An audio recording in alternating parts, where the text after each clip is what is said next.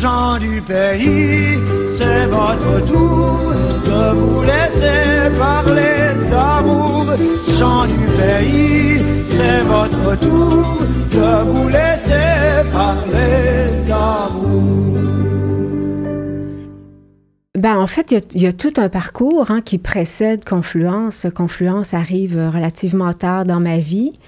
Effectivement, j'étais moi-même danseuse contemporaine, formée comme telle. J'ai dansé pendant plusieurs années, mais très attachée. En fait, je pense que j'ai une âme de sociologue. J'avais porté mon regard beaucoup en studio sur la condition de pratique des danseurs professionnels, sur ce qu'il y avait à améliorer pour en faire un métier un métier digne, un métier où les gens prennent soin l'un de l'autre, de donner des conditions pour que les artistes de la danse puissent s'épanouir, rechercher l'excellence, et puis le faire vraiment dans un relatif bien-être. Et puis, bon, il y avait à mon époque quand même, ça fait plusieurs années, des décennies maintenant, plusieurs choses à corriger, notamment sur le plan de la santé et sécurité du travail. Donc, j'ai eu la chance, très jeune, on m'a offert de siéger d'abord sur le conseil d'administration du Regroupement québécois de la danse. Et puis, c'est un peu arrivé par hasard. Et j'ai accepté, en étant assez certaine de ne pas avoir ce qu'il fallait pour imposer mon point de vue, aussi pour le faire valoir. Bon, peut-être pas l'imposer, mais vraiment pour l'articuler. Parce qu'on est des artistes de corps au départ, on est moins des artistes de la parole. Et d'âme aussi. Oui, mais parfois, c'est plus difficile pour nous de s'exprimer par les mots. Ça prend quand même un certain temps avant d'y parvenir. Enfin, c'est pas là-dessus qu'on axe le développement d'un danseur professionnel. Donc, mais j'ai commencé à apprendre c'était quoi la gouvernance d'une association, puis le rôle de représentant. Là, je co-représentais les danseurs à l'époque, au moment où il y avait un collège pour les danseurs et danseuses. Et puis, mais rapidement, en fait, j'ai été comme recrutée, happée par le conseil d'administration de l'Union des artistes. Et je dois dire vraiment que c'était l'univers qui me fallait pour vraiment rentrer dans le détail de qu'est-ce qu'on devrait, ce à quoi on devrait s'attendre en termes de conditions, qu'est-ce qui est normal, qu'est-ce qui est anormal, qu'est-ce qu'on devrait corriger, puis réfléchir avec les collègues artistes des autres disciplines, ceux qui avaient de l'expérience dans la représentation syndicale, et puis évidemment tout le personnel et les directions à l'Union des artistes. Donc, ils m'ont vraiment élevée sur cet aspect. Et plus j'avançais dans l'organisation, plus je devenais curieuse. Et puis, on m'a fini par m'offrir le secrétariat général. Donc, c'est un poste que j'ai occupé pendant 8 ans, ce qui a élargi mon cadre d'observation. J'étais, représentante des danseuses, toujours au conseil d'administration.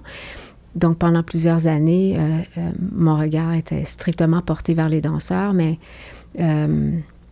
au secrétariat général, ça nous amenait vraiment à converser, puis à écouter et puis à essayer de guider les artistes des autres disciplines. Mais est-ce que tu as continué à danser à ce moment-là? Oui, j'ai dansé quand même je pense que c'est en 2004. OK. J'avais eu ma fille. J'avais aussi ouvert le bureau du Centre de ressources et de transition pour danseurs, qui est un organisme canadien duquel j'étais membre.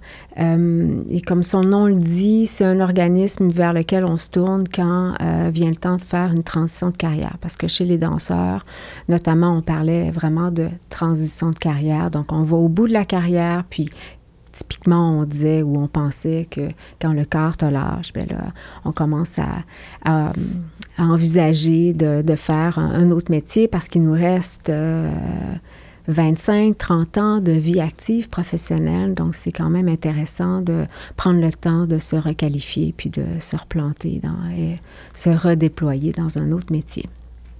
Okay. Donc, j'avais ouvert ce bureau-là en 2002.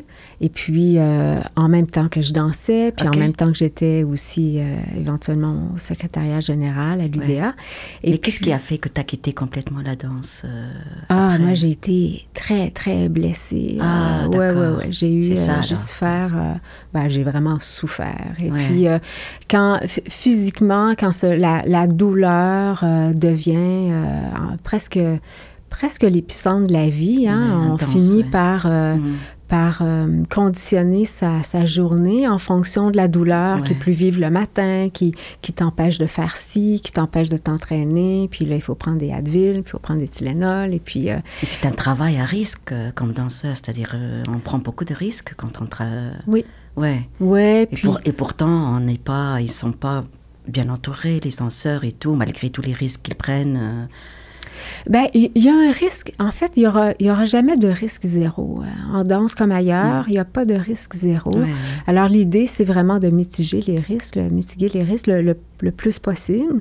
Donc, ce qui m'a amené, puisque tu l'abordes, à vraiment axer aussi une partie de mon travail sur la santé et sécurité du travail, puis à creuser les deux lois qui nous qui nous supportent, surtout la LATMP.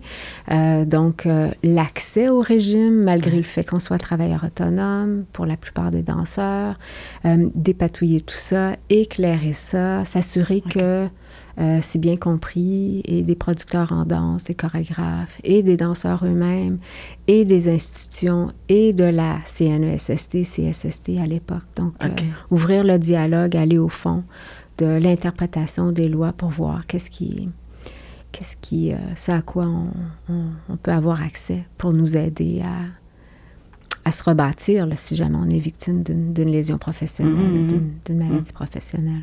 Oui, mais veux-tu expliquer un petit peu c'est quoi Confluence pour les auditeurs, comme ça, pour faire connaître un peu, parce que, entre autres, c'est pour ça que je voulais t'inviter, parce que moi, je ne le connaissais pas avant de le voir par hasard en ligne, c'est-à-dire annoncer... un appel de candidature. Voilà, pendant la pandémie, mais sinon, je n'ai jamais entendu parler, donc c'est ça, c'est une occasion pour que tu fasses connaître un peu. Merci. Oui, c'est tout nouveau, en fait.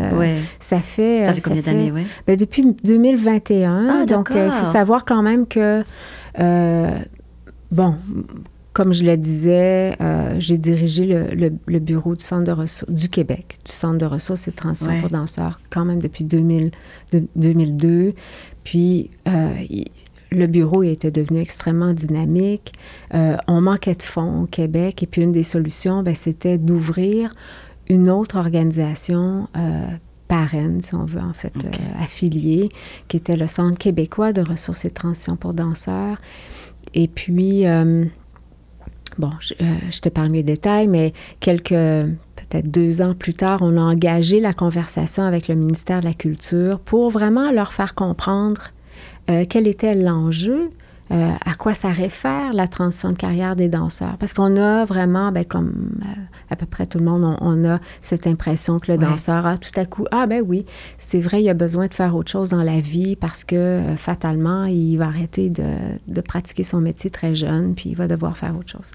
Mais c'est plus complexe que ça. D'abord, le métier de la danse a beaucoup changé dans les 20 dernières années. Avant, on ne pouvait pas traîner, 6 mois, 1 an sans contrat, 1 an et demi, peut-être 2 ans en début de carrière, se laisser le temps d'intégrer le marché du travail. Mais si les contrats ne venaient pas, on laissait ça de côté, puis on faisait déjà autre chose. Oui, justement. Mais maintenant, la carrière tend à se morceler. Donc, les carrières, il y a quand même des grandes compagnies qui emploient leurs danseurs de manière permanente, mais ils sont 3 maintenant, peut-être 4 au Québec. Donc, la plupart des autres danseurs sont travailleurs autonomes. Et puis, on tolère mieux l'inactivité parce que, justement, les gens ont embrassé la stratégie de pluralité des carrières. Donc, ils font autre chose. Sauf que, il y a des gens qui font des métiers quand même en parallèle, l'enseignement qui vont... Métier, un travail alimentaire, parce qu'on n'arrive pas, de toute façon, la plupart des artistes, que c'est pas juste les danseurs. Voilà. Donc, tu as dit le terme magique, travail alimentaire. Travail alimentaire, il y en a pour qui c'est aussi une passion, que c'est une extension de la pratique de la danse que d'enseigner, que de chorégraphier. Mais il y en a aussi quand même un certain nombre qui doivent se rabattre sur du travail alimentaire qui, à terme, prédispose à une transition de carrière qui est plutôt prématurée. Donc, il fallait mettre un peu de stratégie puis de vision là-dedans. Mais si j'en reviens du côté du ministère de la Culture, quand on a commencé à aborder le sujet avec eux, sachant aussi que depuis 2004, depuis un ancien plan d'action pour mieux vivre de l'art qui avait été déployé à compter de 2004, il y avait l'enjeu de transition de carrière, mais des travailleurs culturels. Et, mais je sentais que, mis à part les danseurs, l'ensemble des artistes de la scène étaient mal servis, avaient peut-être accès à des services qui n'étaient pas appropriés, parce que je voyais mal comment c'était possible de faire une transition de carrière ou de prétendre faire une transition de carrière à un artiste dont le métier et ni plus ni moins son identité, et qui a été conditionné à douter aussi, et puis dont on ne sait jamais s'il va rencontrer le succès dans sa carrière et qui vit des creux de carrière. Donc, des fois, c'est un creux, des fois, c'est temporaire, ça reprend par la suite. Pour d'autres, ça peut être permanent, mais on ne sait jamais dans quel type de creux on se trouve, d'où la difficulté. Oui. Mais c'est ça, c'est le cas des artistes en général. Tout à fait. Comme mon cas, c'est toujours des hauts et des bas. Oui. Et on passe par des moments très difficiles des fois. On rebondit, on tombe, exact. On rebondit, on tombe, on rebondit. Oui. Mais c'est-à-dire, c'est important et c'est important d'avoir des organismes comme ça, comme Confluence, qui nous soutiennent, qui nous aident, c'est-à-dire qui nous supportent, qui nous pas qui nous empêche, mais qui nous laisse pas tomber complètement, s'effondrer, tu vois. Mais est-ce qu'il y a de l'écoute vraiment de la part du gouvernement, Oui, il y en a. Une capacité d'agir, c'est différent, mais une écoute, très certainement. Et puis,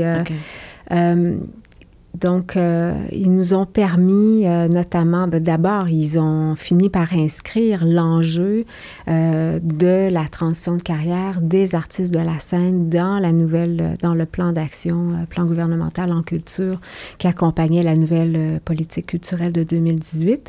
Et ça nous a donné un élan pour pondre un programme. Donc, ce qu'on a convenu avec le ministère de la Culture était de conduire un projet pilote où on allait tester un programme chez d'autres artistes que les danseurs. Donc, on avait 5 artistes de cirque, 5 musiciens qui étaient des musiciens classiques, 5 comédiens, comédiennes évidemment, et puis 5 chorégraphes, parce qu'on voulait voir aussi du point de vue de chorégraphe, est-ce qu'il y avait une différence avec les danseurs, bien que les deux proviennent des métiers de la danse. Et puis, on avait demandé aussi à ce qu'il y ait une recherche vraiment bien étoffée, soit produite, soit menée, idéalement par une institution universitaire, pour vraiment aller voir s'il y avait un réel besoin ou c'était une vue de l'esprit, et documenter un peu l'enjeu. Et cette recherche-là existe maintenant. Elle fait plus de 180 pages et elle a bien documenté que c'était un besoin majeur. Donc, voilà, ça a été... on a capté... en fait, l'équipe de recherche a réussi à avoir l'opinion de plus de 800 artistes, de plus de 50 intervenants du milieu de la culture sur la question. Et puis, vraiment démontrer des statistiques qui étaient, même pour moi, m'a surpris. C'est-à-dire que c'est quand même 3 artistes sur 4 qui, sérieusement, va songer à rompre avec son métier. Sachant ce que ça prend pour devenir un artiste de la scène, là, ça peut être quand même assez étonnant. Il y a beaucoup, beaucoup d'investissements chez certains artistes, les artistes de cirque, les artistes de la danse, qui commencent très, très jeunes. Là, c'est ni plus ni moins leur univers. Ouais. Donc, c'est un peu triste quand même de penser qu'il y a cette remise en doute et c'est coûteux pour tout le monde. Donc, il commence très jeune et ça finit très jeune aussi. Oui. C'est-à-dire parce que le corps, il peut pas... Le corps, il y a quand même une ouverture, puis je pense qu'on la sent de plus en plus à accepter un corps vieillissant sur la scène. Et ça, c'est vraiment heureux. Il y a des chorégraphes qui franchissent les chorégraphes et des danseurs et des chorégraphes qui sont aussi danseurs, qui progressent dans leur carrière, qui s'arrêtent pas, qui s'installent, qui persévèrent et qui ont une couleur et qui ont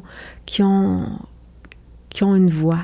Et bien, tant mieux, Ah oui, mais c'est heureux et je pense que ça éclate, ça permet de faire éclater certains stéréotypes. Il n'y a pas lieu... Comme par exemple Lucie Grégoire, c'est ça? Oui. Ben, j'ai vu dernièrement son spectacle et puis... j'ai été vraiment impressionnée. On dirait que je voyais une jeune danseuse sur scène. On fait pas... elle n'a pas d'âge.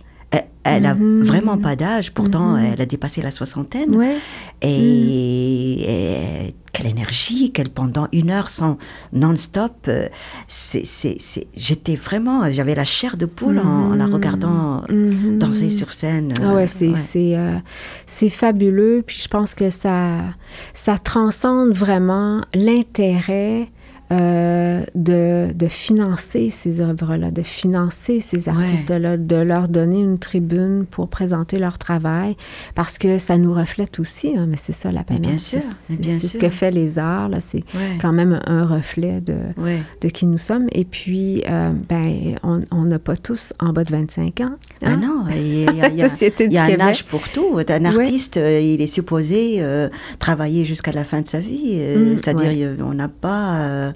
de limites et on est comme artiste en général, notre travail fait partie de nous. Sans travail, on est rien, on est vraiment perdu. On est un peu perdu et on a besoin, c'est un besoin de danser, c'est un besoin de jouer, comme moi, comme comédienne. C'est vraiment un besoin de jouer, comme un danseur, c'est un besoin de danser. Pour un cirque, c'est un besoin de... c'est très difficile d'arrêter pour nous. C'est très difficile, donc on a besoin d'aide pour continuer, pour ne pas arrêter.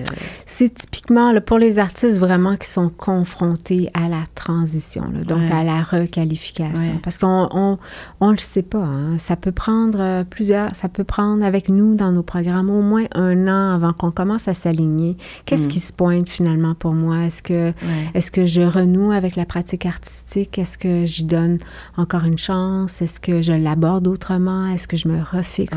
Je recadre mes buts? Ou vraiment, je fais le pas, puis je saute la clôture, puis je vais voir ailleurs. Mais donc, pour les artistes qui, effectivement, pour qui, tout à coup, la transition de carrière, c'est ce qui se révèle, c'est ce qui a... c'est la voie empruntée. Il y a quand même une succession de deuils. D'ailleurs, vous avez développé, il y a un nouveau programme pour aider les artistes de 55 ans et plus. Et j'étais dans ce programme, d'ailleurs. Et c'est vraiment... accepter le changement. C'est très intéressant. J'étais dans la première, Oui, ben voilà, c'est ça. Donc, après avoir fait toutes ces recherches financées par le ministère de la Culture, vraiment... très bien. On était vraiment bien accompagnés. Ça nous a permis de prendre 3 ans, parce que ça prend 3 ans avant de faire une boucle. Ça se fait pas instantanément. Et puis, de voir arriver la recherche. Et puis, on a pris cette décision où les événements ont mené à notre renouvellement. C'est-à-dire que c'est là qu'on est passé, c'est depuis 2021, donc 2 ans à peine,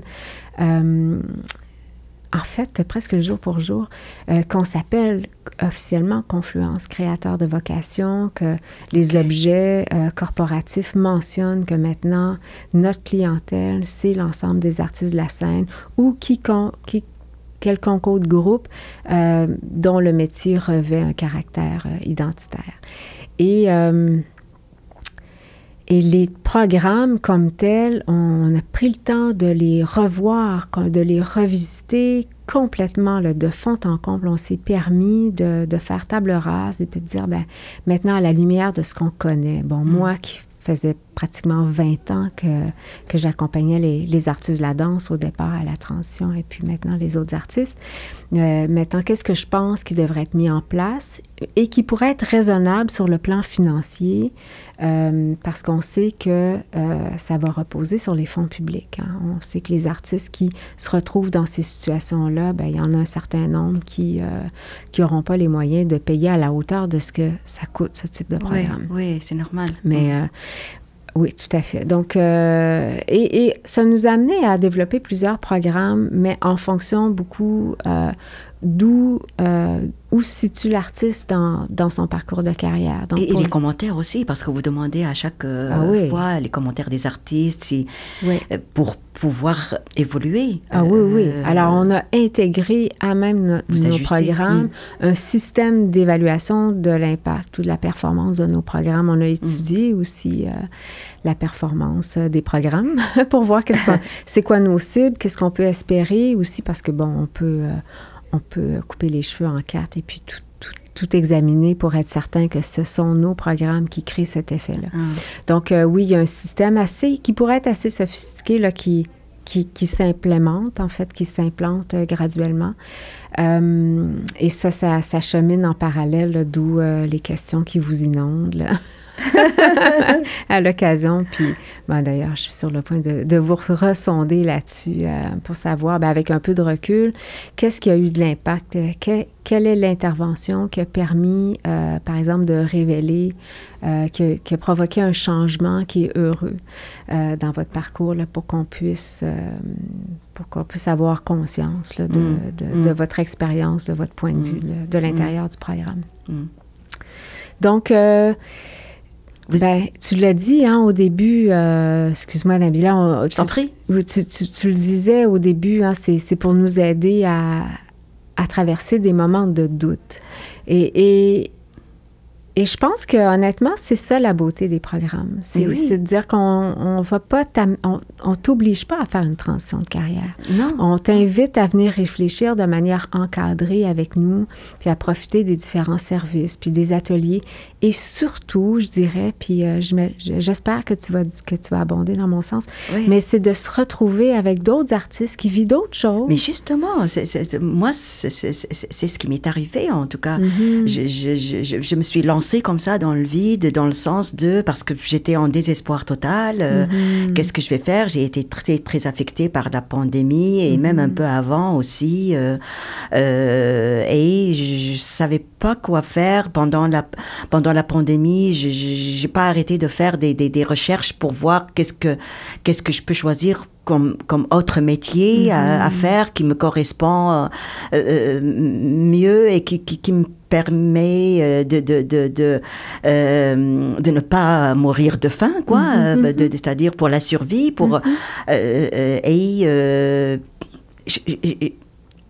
finalement, j'ai pas pu. Quand j'ai vu le programme par hasard, j'ai dit, c'est ça que ça me prend. Ça me prend d'être avec d'autres artistes pour voir d'autres artistes comme moi qui passent par des périodes comme ça, comme moi, par des difficultés comme moi, pour voir comment on peut arriver à s'en sortir de cette impasse-là, de cet obstacle-là. C'est comme un blocage, quoi. On est dans un blocage et comment dépasser ce blocage et arriver à rebondir pour soit, faire le deuil complètement de notre métier et passer à autre chose, et soit continuer autrement. d'une autre façon, en s'inspirant l'un de l'autre.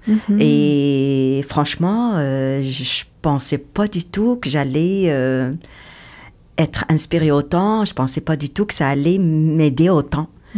Et je suis dans une étape, c'est-à-dire j'ai repris confiance en moi et j'ai rebondi et j'ai plein de projets. Je suis en train de développer plein de projets et je suis très contente d'y avoir participé. Et j'imagine que c'est le cas parce que moi, je suis une têtue finie. C'est-à-dire, je pensais pas que j'allais être inspirée autant par les autres et être influencée aussi parce que ça et je suis contente d'être influencée, d'oublier. C'est intéressant ce que tu dis parce que on voit quand même deux pôles, puis parfois sont assez à l'extrême. Il y a certains artistes qui subissent beaucoup de pression qui viennent des autres. Ils ont beaucoup de conseils, ils ont peut-être des conseils de leurs agents. Enfin, ils finissent par plus avoir trop de pouvoir sur eux-mêmes. Tu devrais faire ci, tu devrais faire ça, fais ci, fais ça, c'est pas le bon casting, on va dans un autre domaine. Bon. Et c'est un programme qui leur permet de s'extraire pendant un temps de l'opinion des autres et puis de revenir un peu sur le neutre et puis d'observer, de s'observer, de se comprendre. De travailler sur soi. Oui, d'accepter qu'on est, de revisiter notre système de valeurs, par exemple. On a envie de quoi, le rendu là? Maintenant qu'on connaît le métier, ce qu'il peut offrir, ce qui est plus difficile à faire.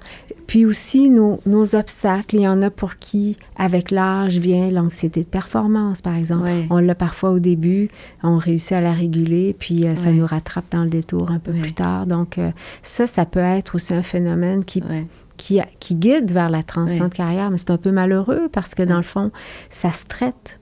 Alors, c'est que ça, il y a peut-être quelque chose à aller à rechercher, à aller dénouer. Et surtout aussi, qu'est-ce qu'on n'a pas? Tu as dit ce qu'on a envie de faire, mais surtout aussi ce qu'on n'a plus envie de faire, comme avant. Pour ne plus passer par c'est-à-dire retomber dans cette... Il y en a qui sont plus capables des auditions. Parce que il y en a qui se sont soumis pendant des années à des auditions sur auditions sur auditions. Puis bon, évidemment, par la force des choses, il y en a quand même plusieurs qui essuient plus de refus qu'il y a d'issues favorables à l'audition. Et puis, qui peuvent plus se faire dire non. Mais c'est une normal, caractéristique. Après toute une carrière, après avoir, parce que le métier d'artiste, c'est pas facile. C'est-à-dire, on passe des années et des années et des années à se reconstruire, à développer notre carrière.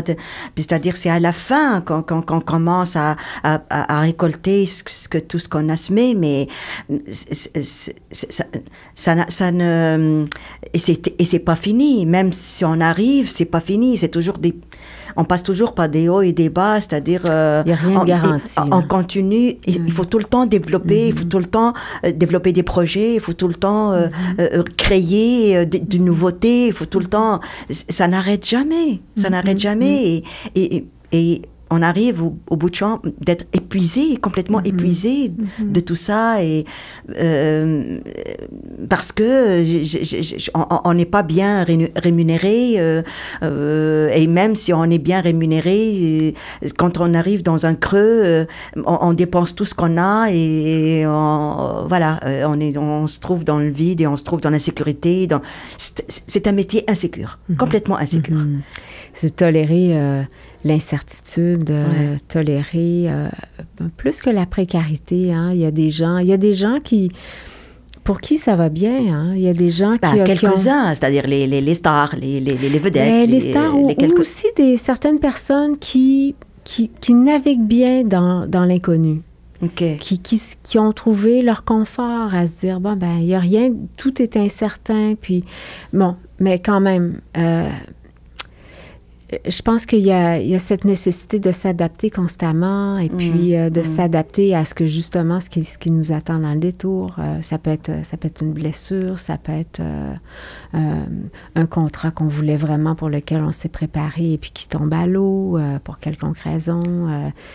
Bon, la pandémie, évidemment, ça a été sévère. Elle a beaucoup affecté, c'est-à-dire c'est les artistes qui ont été le plus affectés par la pandémie. Les artistes ont été vraiment ont subi un grand impact et aussi ça a comme créé un grand flou dans que va devenir en fait les arts de la scène. Mais je pense que pour en revenir au désintéressement, on a une limite.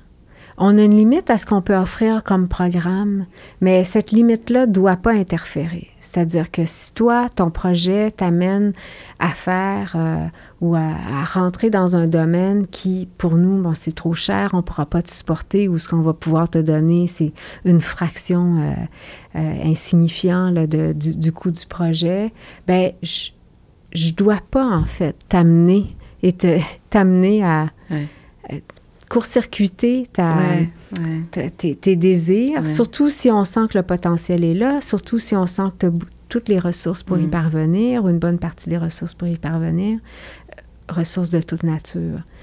Comme quand j'accompagne les danseurs professionnels à la négociation de leur plan de réadaptation à la CNESST, celles et ceux pour qui la lésion professionnelle, à terme, va avoir provoqué la fin de leur carrière. Il y a quand même, l'établissement d'un plan personnalisé de réadaptation. Bien, la CNESST, bien sûr, va couvrir certaines choses et pas d'autres, et puis ils ont des critères pour établir l'emploi convenable, pour parler leur jargon. Mais ça m'a pris plusieurs années, en fait, de leur faire comprendre qu'on est contre-productif si on fait ça avec un danseur. Donc, il fallait que je sois là pour guider l'artiste, pour permettre à l'artiste de rêver, puis de dire, oui, la CNESST peut couvrir telle partie de ton projet, mais après, on va essayer de voir s'il y a d'autres ressources. Alors que la tendance, c'est de dire, tu ne seras pas ça, parce que le régime ne peut couvrir que ça. Et je trouve ça dommage, parce que les artistes ont énormément de potentiel. Bien sûr. Puis, beaucoup de potentiel qu'ils ignorent eux-mêmes. Justement. Donc, une bonne partie des programmes servent à mettre en lumière le potentiel de la personne, puis insuffler un peu de courage pour qu'ils aillent, en fait, faire leurs preuves. Là, il y a 3 artistes seniors qui entrent au HEC lundi prochain. Wow! En philanthropie, en développement philanthropique. Et ça, c'est un beau partenariat qu'on a établi avec HEC Montréal. C'est un partenariat qui est pilote et a accepté d'accueillir 3 artistes seniors dans leur programme régulier, micro-programme en gestion des organismes culturels, mais spécifiquement pour 2 cours seulement. De 2e cycle quand même, donc des 3 artistes très solides qui vont intégrer les cours réguliers, qui vont faire les travaux. Et puis, ça fait quand même un certain moment là, qu'ils ont... Mais ils payent juste un prix symbolique parce que c'est subventionné par le gouvernement. Oui, parce que c'est nos programmes. Voilà. Alors, il y a effectivement... Et puis, c'est aussi pas mal ouvert à la diversité. Est-ce que... je suis intriguée de savoir. Est-ce que vous êtes obligé, est-ce que le gouvernement vous oblige comme organisme d'intégrer la diversité ou c'est de votre volonté, quoi? Oui, il y a un effort collectif à faire. Il y a vraiment un effort collectif à faire. Maintenant, on ne peut pas de tout genre, la diversité de tout genre. Oui, absolument. C'est sûr que nous, nos programmes s'adressent aux artistes professionnels. Il faut d'abord que les gens de la diversité aient franchi l'étape, puissent avoir intégré le marché professionnel. Donc, ça, c'est une étape que nous, on ne contrôle pas. Oui. Donc, mais à partir du... Est-ce que les artistes de la diversité sont confrontés? Est-ce qu'il y a une surreprésentation des artistes de la diversité dans les difficultés rencontrées à mi-carrière, soit difficulté d'avoir accès à l'emploi, par exemple, ou être victime de discrimination, puis tôt ou tard, par le truchement de certains symptômes, ils se ramassent dans nos programmes. Il n'y a pas d'obligation, en fait. Je ne la vois plus, l'obligation. C'est-à-dire dans le sens que si vous avez... pour avoir des subventions, non, je le mentionne parce que nous, comme tu le sais, on fait des appels de candidature. Donc, on dit, on lance un programme, on crée une cohorte, on rassemble une cohorte de je sais pas, 10 artistes, 20 artistes, 30, dépendamment du projet. Et puis, envoyez-nous votre dossier. Donc, 20%, si on regarde l'ensemble des candidatures qu'on a reçues, c'est autour de 20% qui provenaient de la diversité, quelle qu'elle soit. Mais c'est beaucoup. Diversité linguistique. Je trouve ça beaucoup pour le nombre, c'est-à-dire, c'est quand même... C'est une minorité, c'est-à-dire, veut pas, c'est une minorité, la diversité, c'est pas 20%, c'est quand même énorme, je trouve, Oui, maintenant, on n'est pas à un stade. Il faut être prudent. Moi, je ne suis pas du genre à faire des constats rapides. Comme je le disais, ça fait 1 an qu'on termine, on est à terme. En fait, ça fait 1 an, un peu plus d'1 an qu'on a déployé. On a commencé à déployer nos nouveaux programmes. Et là, on vient juste de compléter le déploiement du premier cycle de nos programmes. Donc, il y a beaucoup de prudence. Qu'est-ce qui explique qu'ils sont 20%? On aurait pu... Quel serait un groupe contrôle, par exemple, dans un autre type de programme, pour voir est-ce que c'est le langage, est-ce qu'ils se sont sentis interpellés par nos programmes? Est-ce qu'ils ont plus de besoins? Est-ce qu'ils vivent des difficultés plus criantes? Donc, il y a beaucoup de choses quand même à analyser pour être sûr qu'ils ont cette représentation-là. D'abord, pour les bonnes raisons, ils ont cogné à la bonne porte. Puis que nos programmes correspondent bien, sont vraiment une bonne réponse à aux difficultés rencontrées. Est-ce qu'il faut créer? Bien là, c'est sûr qu'il va falloir créer des cohortes, il va falloir convier les artistes anglophones qui sont quand même forts en nombre. Il y a en danse, il y en a beaucoup. Oui, c'est vrai. En musique, il y en a beaucoup. En cirque aussi. Donc, il va falloir avoir des cohortes anglophones. Donc, la diversité, la minorité linguistique, il va falloir s'en préoccuper. Donc, ça, c'est à venir dans le temps. OK. Puis pour revenir à ta question, est-ce que les gouvernements sont sensibles? Bien, je dirais honnêtement que... il y a de l'ouverture. Bien, c'est plus que de l'ouverture. Ah oui? OK. On n'a pas d'ennemis. D'accord. Il n'y a pas de... En fait, même sur le plan d'un politicien, il n'y a pas de danger d'investir dans nos programmes. C'est unanime, c'est un besoin. Il fallait connaître le besoin. C'est-à-dire, ils sont contents de vous avoir. Ils sont... Est-ce qu'il y a de l'argent dans les fonds publics en ce moment, post-pandémie, après avoir investi énormément de l'argent? Surtout avec tous les problèmes d'inflation, les problèmes c'est ça. Tout est ébranlé. Le climat économique est pas favorable. Dans plusieurs domaines, la santé, l'éducation, il y a énormément de... Voilà. C'est sûr que nous, on se dit, ça va de soi d'investir dans ce type de programme-là aussi, parce que, comme là, en ce moment, il y a peut-être une récession qui nous pend au nez. Bon, elle est un peu timide en ce moment, mais ça fait quand même 1 an là, qu'on prédit une récession. Il y a eu cette inflation. L'inflation frappe les artistes qui affichent déjà des revenus précaires, une discontinuité dans le travail. Donc, ça les frappe en plein visage. Il y a plusieurs artistes qui ont quitté l'île de Montréal. Il y en a qui n'ont pas de voiture parce qu'ils n'ont plus les moyens de se loger ici. Donc, ça crée toutes sortes de distorsions. Il faut investir dans le travail, il faut investir dans des carrières complémentaires dont tout le monde peut bénéficier. Mais c'est toujours les artistes qui sont les plus affectés, c'est-à-dire par c'est comme si c'est pas considéré comme un métier, un vrai métier. C'est compliqué. Oui. C'est compliqué. Et puis on le voit dans les politiques publiques. Mais pour un pays aussi riche, c'est-à-dire aussi... c'est un grand pays, quoi. Bon, je parle là du Canada. Québec, c'est encore inclus dans le Canada. Donc, c'est quand même... en tout cas, moi, avant d'arriver ici, il y a 28 ans, je pensais que les artistes sont choyés, sont gâtés,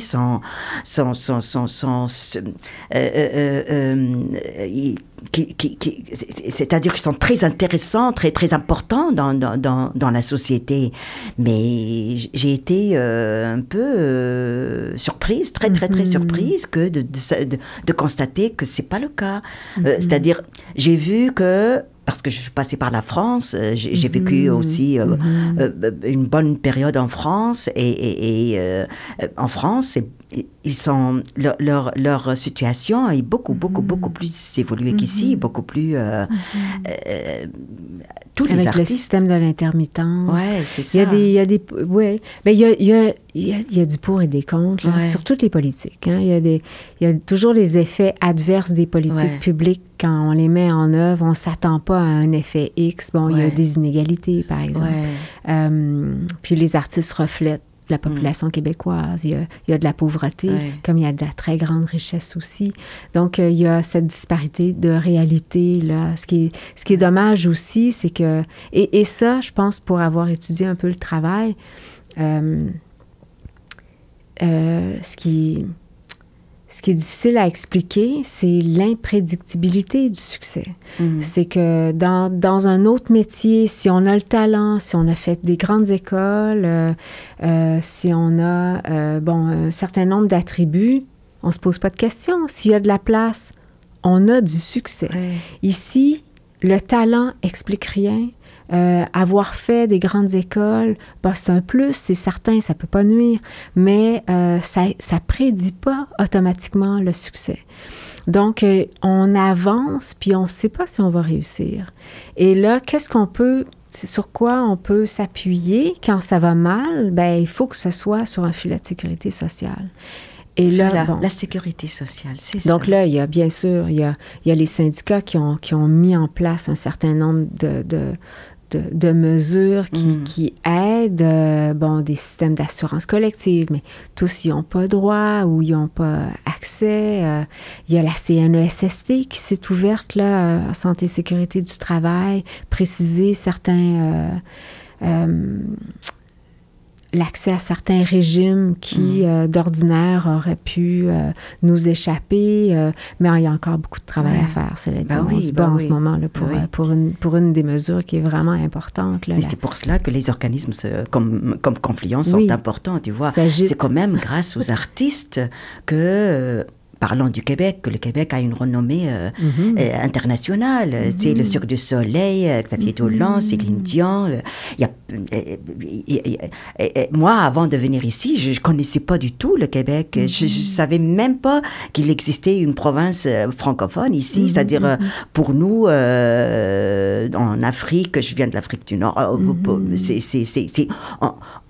on connaît le Canada, et même le Canada, pour nous, c'est très loin, mais le Québec, maintenant, il est connu partout, il est célèbre partout, c'est-à-dire grâce aux artistes, justement. Notamment, mais oui, puis il n'y a pas d'homogénéité non plus, là, ni au Canada, certainement pas, mais au Québec non plus. La réalité, par exemple, des artistes montréalais, les marchés auxquels ils ont accès, comparativement aux artistes de Québec, établis à Québec ou en région. Donc, il y a des artistes, il y a des pôles de production d'art, par exemple, d'art visuel dans certaines régions, parce que c'est possible d'être un artiste visuel et vivre hors des grands centres et pratiquer son métier tout à fait adéquatement.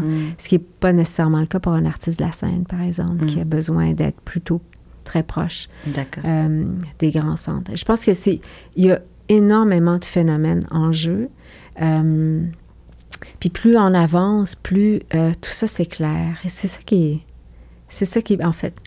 c'est l'objet de ma curiosité. Cela dit, c'est d'avancer puis de voir, d'avoir vu, par exemple, les arts par les lunettes d'un économiste à travailler l'économie, puis ensuite de voir par les lunettes de la gestion de ressources humaines. Alors, comment est-ce qu'on gère cette population qui sont les artistes? Qui sont-ils? Puis ils répondent à quoi?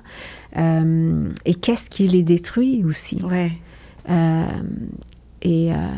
C'est fascinant. Et c'est quoi ton plus grand souhait pour les artistes? Que ce soit pour toi ou pour les artistes en général. C'est-à-dire, c'est sûr que tu as un rêve quand tu as créé ce Confluence, tu voulais atteindre quelque chose. C'est quoi ton plus grand souhait? Moi, puis on parle beaucoup chez les jeunes, dans certaines écoles là, qui me demandent, là, je vais leur parler de solidarité. C'est ça. Et j'adore. Puis c'est un thème qu'on a beaucoup galvaudé. Oui. Puis dans les... On dirait qu'il n'existe plus, je sais pas. Moi, je suis... premièrement, le mot, juste le mot, je l'adore, tu vois. Pour moi, il doit y avoir une très grande solidarité, premièrement, entre les femmes, une très grande solidarité entre les artistes, une très grande solidarité entre les Québécois en général, qu'ils soient, peu importe d'où ils viennent, peu importe leur culture, peu importe leur... La solidarité est une valeur pour moi extrêmement importante dans une société. Ouais, puis c'est peut-être un vœu pieux au sens où elle est challengée souvent, elle est mise au défi souvent, elle est... parce qu'on confond des fois le caractère unanime, la solidarité, c'est pas de parvenir nécessairement à l'unanimité. Non, c'est d'accepter que... en fait, c'est beaucoup de choses, là, mais c'est d'accepter aussi que collectivement, on a pris une décision. De se soutenir collectivement, de s'aider puis collectivement. De De s'accepter. oui. Mais moi, en tout cas, pour faire avancer une société, ça prend beaucoup de solidarité. C'est nécessaire. Exactement, oui. En fait, non seulement elle est nécessaire, mais ça en prend le plus possible. Ça en prend, Et il ne faut jamais l'oublier. Il faut toujours l'entretenir. Il faut toujours s'en occuper pour... En tout cas, moi, je me considère solidaire. J'aime cette valère en moi. Je suis solidaire avec les... Et j'aime... quand je rencontre des gens qui ont cette valeur-là, je les aime tout de suite, tu vois. Je m'attache à eux tout de suite. Et je l'ai senti en toi, Paris. Tu l'es naturellement. Et je l'ai toujours... j'ai toujours trouvé l'écoute en toi. J'ai toujours trouvé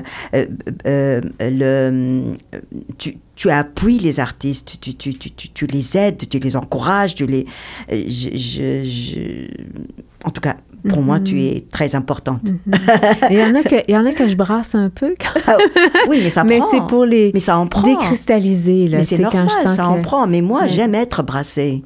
Et des fois, on perd l'énergie, on se sent blasé, on se sent découragé, on se sent... Et ça prend quelqu'un qui nous brasse pour Ben, si on a le temps, je ne sais pas si le temps file sans doute, mais c'est un danger que je croyais qui n'était pas possible, en fait, chez les artistes, du fait qu'ils aiment tellement ce qu'ils font. Mais ça m'est arrivé de voir des artistes qui se sont campés dans l'inertie. Okay. Et qui ont chronicisé cette posture-là. Et à partir de là, ben, tout s'amplifie. Le doute s'installe, l'inquiétude s'installe, l'estime de soi qui pique du nez. Donc là, là, ça, c'est de la reconstruction. Puis effectivement, ça prend comme...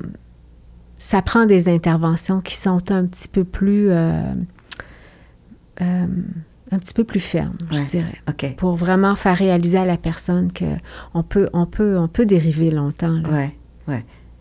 Bon, juste une dernière question, si tu veux bien, que j'aimerais poser à chaque invité, d'où le titre le titre de mon podcast, c'est Mon Québec à moi, mais je veux le Québec de chaque invité. Alors, ton Québec à toi, comment tu l'imagines, comment tu le veux, comment tu l'aimes, comment tu...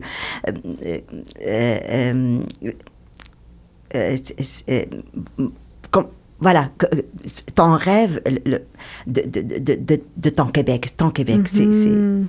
Mais ça, c'est intéressant que tu poses cette question-là parce que moi, je perds jamais de vue que je viens de Shefferville.